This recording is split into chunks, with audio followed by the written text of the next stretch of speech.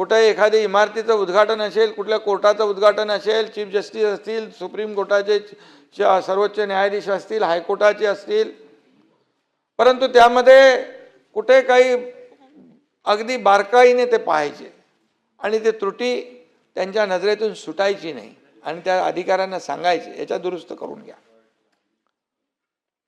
आणि हे अधिवेशन तर बजेटचं अधिवेशन म्हटलं की अजितदादा, त्यांची लगबग, ते सगळे कार्यकर्ते, आमदार, खासदार, त्यांच्या प्रस्तावांना न्याय देणं, अधिकाऱ्यांच्या बैठका घेणं, या सगळ्या गोष्टी या ठिकाणी आपल्या समोर होत्या.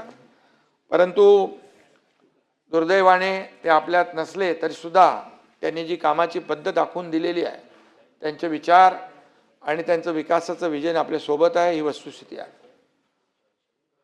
आणि म्हणूनच मी म्हणालो त्यांच्या दृष्टिकोनातून काम करणं हीच खरी त्यांना श्रद्धांजली ठरेल. बातमी म्हणजे थोडक्यात.